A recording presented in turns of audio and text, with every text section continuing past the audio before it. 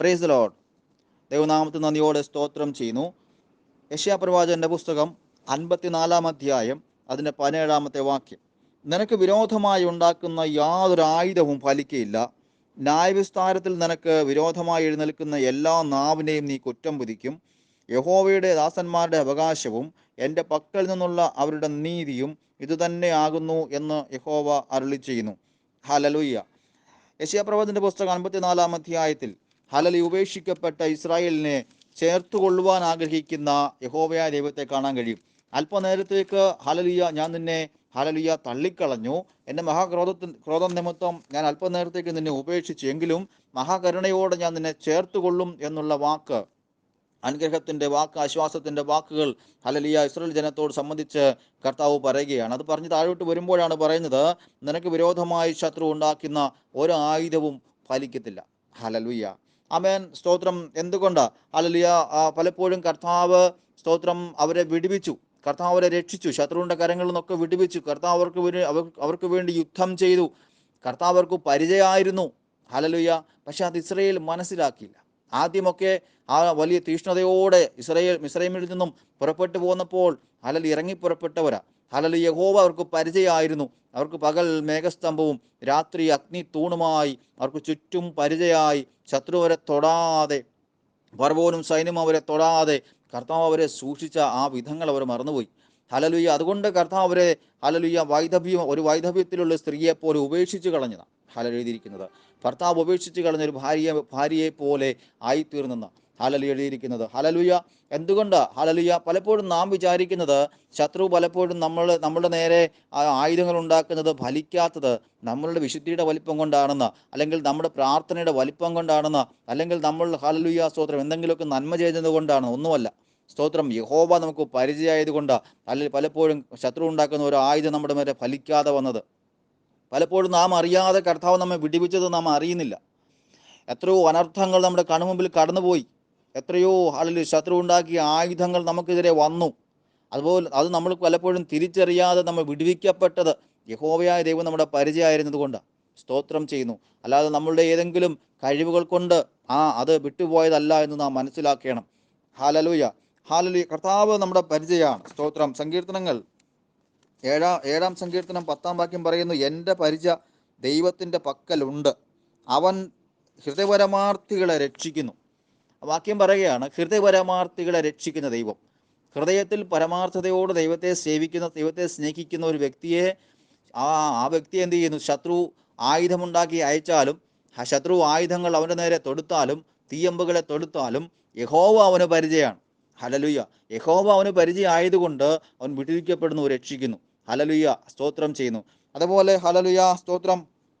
സങ്കീർത്തനങ്ങൾ 18:2 പറയുന്നു, യഹോവ എൻ്റെ ശൈലവും എൻ്റെ കോട്ടയും എൻ്റെ രക്ഷകനും എൻ്റെ ദൈവവും, ഞാൻ ശരണമാക്കുന്ന എൻ്റെ പാറയും എൻ്റെ പരിചയും എൻ്റെ രക്ഷയായ കൊമ്പും എൻ്റെ ഗോപുരവുമാകുന്നു. ആമേൻ. ഇവിടെ പറയുന്നത് സങ്കീർത്തനക്കാരനായ ദാവീദിന് ഇതെല്ലാം യഹോവ ഇതെല്ലാമാണ്.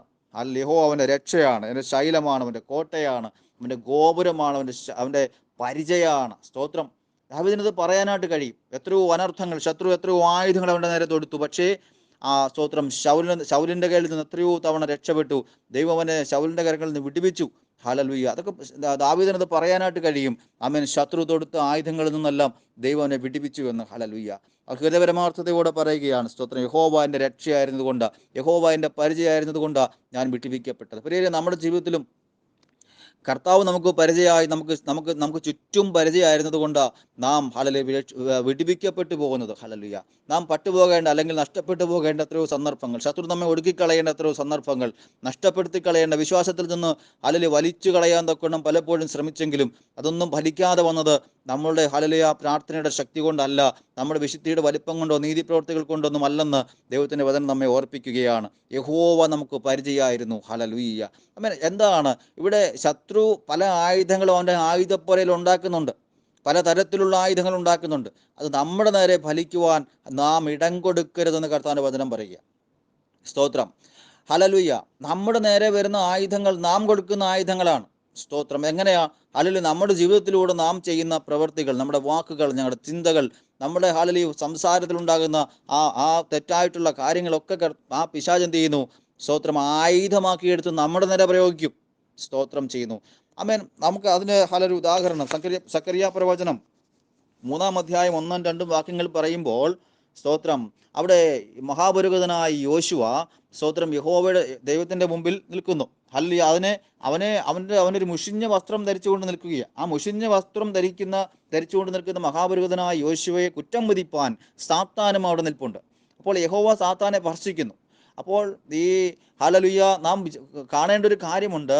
ഹല്ലേലൂയ എത്ര വലിയ വിശുദ്ധരാണെങ്കിലും, എത്ര വലിയ ഹല്ലേലൂയ ദൈവത്തോട് ചേർന്ന് നിൽക്കുന്നവരാണെങ്കിലും ആമേൻ അവരെ കുറ്റം വിധിക്കുവാൻ, ദൈവസന്നിധിയിൽ അപവാദം പറയുവാൻ, അവനെതിരെ അപവാദം പറയുവാൻ ഒരു പിശാചും നമ്മുടെ പുറകെ ഉണ്ട് എന്ന് നാം മനസ്സിലാക്കണം. ഹല്ലേലൂയ.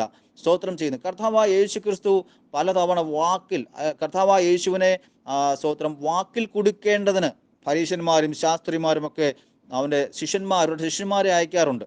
അല്ലെങ്കിൽ ഏത് വാക്കിലാണ് അവനെ പിടിക്കാൻ കഴിയുക, അവൻ പറഞ്ഞ ഏത് വാക്കിലാണ് അവനെ കുറ്റം വിധിക്കാൻ, അവൻ്റെ പേരിൽ ഒരു കുറ്റം കണ്ടുപിടിക്കണ്ടേ. പക്ഷേ കർത്താവായ യേശു ക്രിസ്തുവിനെ കുറ്റം വിധിപ്പാൻ അവർക്കൊരു വാക്കും കിട്ടിയില്ല. സ്തോത്രം. ഒരു പ്രാവശ്യം ഹല്ലേലൂയ അവരെ ഇങ്ങനെ പറയുകയാണ്. മത്തായിയുടെ സുവിശേഷം 22-ാം അധ്യായം 15-ാമത്തെ വാക്യത്തിൽ പറയുന്നു, അനന്തരം പരീശന്മാർ ചെന്നു അവനെ വാക്കിൽ കൊടുക്കേണ്ടതിന് ആലോചിച്ചുകൊണ്ട് സ്തോത്രം ശിഷ്യന്മാരെ അയക്കുക. എന്നാൽ ഏതെങ്കിലും ഒരു വാക്കിൽ അവനെ പിടിക്കണം. അതിനു വേണ്ടി ഒരു വാക്കെങ്കിലും പറഞ്ഞെങ്കിലല്ലേ ഒരു കുറ്റമായിട്ട് കാണാൻ പറ്റുകയുള്ളൂ. അപ്പോൾ സ്തോത്രം അനന്തരം പരീശന്മാർ ചെന്ന് അവനെ വാക്കിൽ കൊടുക്കേണ്ടതിന് ആലോചിച്ചുകൊണ്ട് തങ്ങൾ ശിഷ്യന്മാരെ ഹെരോദരോട് കൂടെ അവൻ്റെ അടുക്കൽ അയച്ചു. ഗുരോ, നീ സത്യവാനും ദൈവത്തിന്റെ വഴി നേരായി പഠിപ്പിക്കുന്നവനും മനുഷ്യരുടെ മുഖം നോക്കാത്തവനും ആകയാൽ ആരെയും ശങ്കയില്ലാത്തവനുമാകുന്നു എന്ന് ഞങ്ങൾ അറിയുന്നു. നിനക്ക് എന്ത് തോന്നുന്നു? കൈസർക്ക് കരം കൊടുക്കുന്നത് വിഹിതമോ അല്ലയോ എന്ന് പറഞ്ഞു തരണമെന്ന് പറയിച്ചു. യേശു അവരുടെ ദുഷ്ടത അറിഞ്ഞു. കപടഭക്തിക്കാരെ, എന്നെ പരീക്ഷിക്കുന്നതെന്ത്?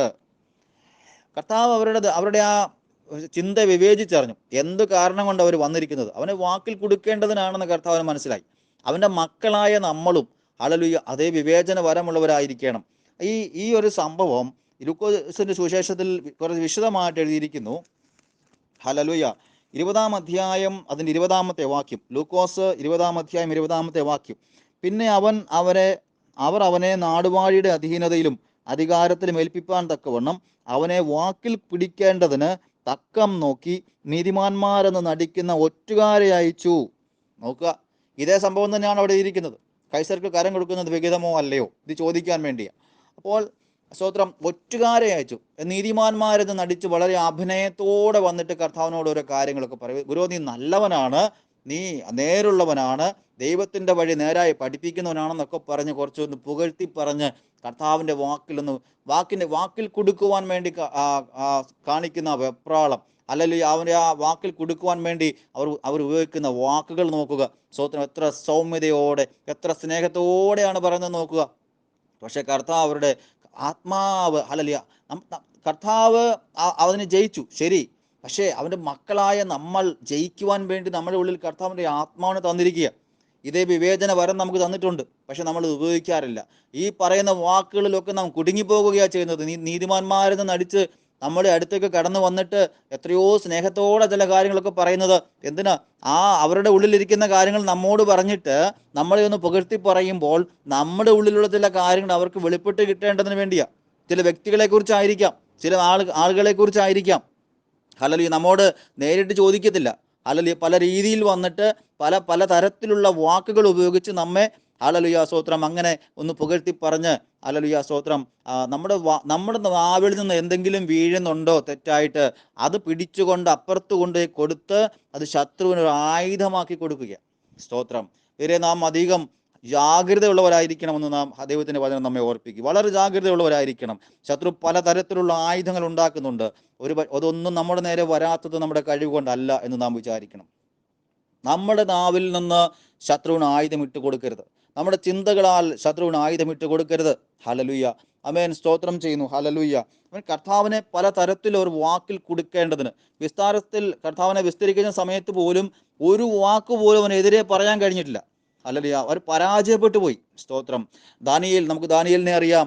ദാനിയേൽ ഹല്ലേലൂയ ആമേൻ സ്തോത്രം. ദാനിയേലിനെ കുറ്റം വിധിക്കേണ്ടതിന് ഏതെങ്കിലും ഒരു വാക്കിൽ, ഏതെങ്കിലും ഒരു പ്രവൃത്തിയിൽ അവനെ ഒരു കുറ്റം കാണേണ്ടതിന് വേണ്ടി അവൻ്റെ ശത്രുക്കൾ ശ്രമിച്ചു. പക്ഷേ ഒരു കുറ്റവും അവനെതിരെ കാണുവാൻ കഴിഞ്ഞില്ല. ഹല്ലേലൂയ. എന്നിട്ട് അവർ പറയുക, ഇവനെ കൊടുക്കണമെങ്കിൽ ഇവൻ്റെ ന്യായപ്രമാണം സംബന്ധിച്ചുള്ള കാര്യത്തിൽ മാത്രമേ അവന് കൊടുക്കാൻ പറ്റത്തുള്ളൂ. അപ്പോൾ അതിന് വിരോധമായ ഒരു നിയമം എഴുതി ഉണ്ടാക്കുകയാണ്. എന്നിട്ട് അതിൽ അവനെ പിടിക്കാൻ കഴിയുമെന്നൊരു ഉറപ്പുണ്ട്. ഹല്ലേലൂയ. അതിൽ എന്തായാലും അവർ ഞങ്ങൾ ഉണ്ടാക്കുന്ന നിയമത്തിൽ അവനെ അനുസരിക്കത്തില്ല. അതിൽ മാത്രമേ അവനെ പിടിക്കാൻ കഴിയത്തുള്ളൂ. അല്ലാതെ അവൻ്റെ ജീവിതത്തിൽ ഒരു വാക്കിൽ പോലും, ഒരു ചിന്തയിൽ പോലും, ഒരു പ്രവൃത്തിയിൽ പോലും ഒരു അവിശ്വസ്തത അല്ലെങ്കിൽ കാണുവാൻ കഴിഞ്ഞില്ല. അവർ പരാജയപ്പെടുകയാണ്. ദൈവം അവനെ രക്ഷിക്കുന്നു. അതുകൊണ്ടാണ് കർത്താവ് പറയുന്നത് യഹോവ അങ്ങനെയുള്ളവരുടെ പരിചയമാണ്. എല്ലാ കാര്യങ്ങളും ശത്രുവിന് ആയുധങ്ങളെല്ലാം ഇട്ട് കൊടുത്തിട്ട് യഹോവ പരിചയമാണെന്ന് പറഞ്ഞാൽ നടക്കുകയില്ല. ഹല്ലേലൂയ. കർത്താവ് പറയുന്നത് ഹൃദയപരമാർത്ഥികളെ അവൻ രക്ഷിക്കുന്നു, നേരോട് നടക്കുന്നവർക്ക് നന്മയെ മുടക്കുകയില്ലെന്ന്. ഹല്ലേലൂയ. സ്തോത്രം ചെയ്യുന്നു.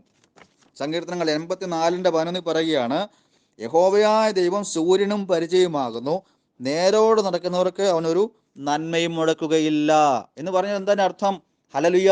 എങ്ങനെ എന്തും ഏതും വിളിച്ചു പറഞ്ഞുകൊണ്ട് നമ്മുടെ നാവിനെ ശത്രുവിന് ആയുധമായി വിട്ടുകൊടുത്തുകൊണ്ട്, ശത്രുവിൻ്റെ വാക്കുകളെ സംസാരിപ്പാൻ വിട്ടുകൊടുത്തുകൊണ്ട്, അവനെ പ്രസാദിപ്പിച്ച് സംസാരിച്ച് അവന് ആയുധം ഇട്ടുകൊടുത്ത് അവൻ കൊടുക്കുന്ന ആയുധങ്ങളെല്ലാം നമുക്ക് ഏക്കാതിരിക്കാൻ വേണ്ടി ദൈവം പരിചയമാണെന്ന് പറഞ്ഞാൽ നടക്കത്തില്ല. ഹല്ലേലൂയ. അവൻ നമ്മുടെ വാക്കുകൾ എത്രത്തോളം കൃപയോട് കൂടിയതായിരിക്കണം. ഒരു ദൈവത്തിൻ്റെ പൈതലാണെങ്കിൽ ആ ദൈവത്തിൻ്റെ പൈതലിൻ്റെ വാക്കുകൾ എത്ര കൃപയോട് കൂടിയതായിരിക്കണം. നോക്കുക, പലതിനെയും വിവേചിച്ചറിയാൻ നമുക്ക് കഴിയുന്നില്ല. പലരെയും വിവേചിച്ചറിയാൻ നമുക്ക് കഴിയുന്നില്ല. നമ്മുടെ അടുത്ത് വരുന്ന സംസാരിക്കുന്നവരെ വിവേചിച്ചറിയാൻ നമുക്ക് കഴിയുകയില്ല. നമ്മുടെ ഉള്ളം പലപ്പോഴും അവരോട് തുറന്നു പറയുകയാണ്. സ്തോത്രം ചെയ്യുന്നു. ഹല്ലേലൂയ. ഹിസ്കിയാ രാജാവ് സ്തോത്രം തൻ്റെ ഭണ്ഡാരത്തിലുള്ള, തൻ്റെ കൊട്ടാരത്തിലുള്ള, തൻ്റെ ആലയത്തിലുള്ള സകല വസ്തുക്കളെയും നെബൂഖദ്നേസറിൻ്റെ അകമ്പടി നായകനെ കാണിച്ചു കൊടുത്തു എന്ന് പറയുന്ന സംഭവം നമുക്കറിയാം. ഹല്ലേലൂയ. യശയ്യാപ്രവാചകൻ പറയുക അവനിത് മുഴുവൻ എടുത്തുകൊണ്ട് പോകും.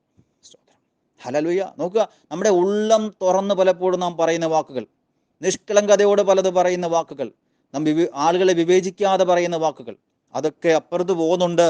ശത്രുവിന് ആയുധങ്ങളായി അത് പ്രവർത്തിക്കുന്നുണ്ട്. ആ ആയുധപ്പോലെയിൽ അവൻ്റെ ആയുധം മൂർച്ച കൂട്ടാൻ വേണ്ടി അതൊക്കെ ഉപയോഗിക്കുന്നുണ്ടെന്നുള്ള ചിന്ത നമുക്ക് വേണം. ഹല്ലേലൂയ. അതുകൊണ്ട് അത് വിവേചിച്ചറിയണമെങ്കിൽ ദൈവത്തിൻ്റെ പരിശുദ്ധാത്മാവിൻ്റെ ശക്തി ആവശ്യമാണ്. സാധാരണ ബുദ്ധി കൊണ്ട് പലതും നമുക്ക് കഴിയില്ല. ദൈവത്തിൻ്റെ ആത്മാവിനാൽ അതിനെ ജയിക്കാൻ നമുക്ക് കഴിയും. കർത്താവ് ജയിച്ചതുപോലെ, വിശുദ്ധന്മാർ ഇങ്ങനെയുള്ള ചതികളെ ജയിച്ചതുപോലെ, ഹല്ലേലൂയ, ശത്രുവിനൊരു കുറ്റവും കാണാൻ കഴിയാത്ത രീതിയിൽ നമ്മുടെ ജീവിതമായി തീരണം. നമ്മുടെ നാവിൽ നിന്ന് വീഴുന്ന വാക്കുകൾ ശത്രുവിൻ്റെ ആയുധങ്ങളായി മാറരുത്. ഹല്ലേലൂയ. അത് നമ്മുടെ നേരെ തിരിച്ചു വരും. നമുക്ക് നിൽക്കാൻ കഴിയുകയില്ല. ഹല്ലേലൂയ. ന്യായവിസ്താരത്തിൽ നമുക്ക് കുറ്റം വിധിക്കണമെങ്കിൽ, സ്തോത്രം, നീതിയോടെ നമുക്ക് നിൽക്കണമെങ്കിൽ നമ്മുടെ വാക്കുകൾ കൃപയോട് കൂടിയതായിരിക്കട്ടെ, നമ്മുടെ ചിന്തകൾ വിശുദ്ധമായിരിക്കട്ടെ. യഹോവയ്ക്ക് വിശുദ്ധമെന്ന് എഴുതി അത് നമ്മുടെ നെറ്റിയിൽ അതൊരു പട്ടമായിരിക്കട്ടെ. ഹല്ലേലൂയ. നമ്മുടെ കയ്യിലിരിക്കുന്ന ഉപകരണമായ മൊബൈൽ വിശുദ്ധമായിരിക്കട്ടെ. അതിൽ നിന്ന് പുറപ്പെടുന്നത്, അതിലേക്ക് വരുന്നത്, അത് നാം കാണുന്നത് കേൾക്കുന്നതൊക്കെ വിശുദ്ധമായിരിക്കട്ടെ. അശുദ്ധമായത് തുടരുതെന്ന് കർത്താവിൻ്റെ വചനം പറയുമ്പോൾ, ഹല്ലേലൂയ, ഒരു ചെറിയ കെണി പോലും നമുക്കെതിരെ ഉയരാതിരിക്കുവാൻ, നമ്മുടെ വാക്കുകൾ, നമ്മുടെ ചിന്തകൾ, പ്രവൃത്തികളൊക്കെ വിശുദ്ധമായിരിക്കേണ്ടതിന് കർത്താവ് നമ്മളെ സഹായിക്കട്ടെ. ഈ ദിവസങ്ങളിൽ കർത്താവിൻ്റെ വരവിന് വേണ്ടി അധികം ഒരുങ്ങണം. ശത്രു ഒരുക്കുന്ന കെണിയിൽ പെട്ടുപോകാൻ അനുവദിക്കരുത്. ശത്രുവിൻ്റെ ആയുധങ്ങളായി പ്രവർത്തിപ്പാൻ അനുവദിക്കരുത്. നമ്മുടെ വാക്കുകൾ കർത്താവിൻ്റെ സന്നിധിയിൽ ഏൽപ്പിച്ചു കൊടുക്കാം. ദൈവത്തിൻ്റെ പരിശുദ്ധാത്മാവിനോട് നമ്മെ സഹായിക്കുമാറാകട്ടെ. ആമേൻ.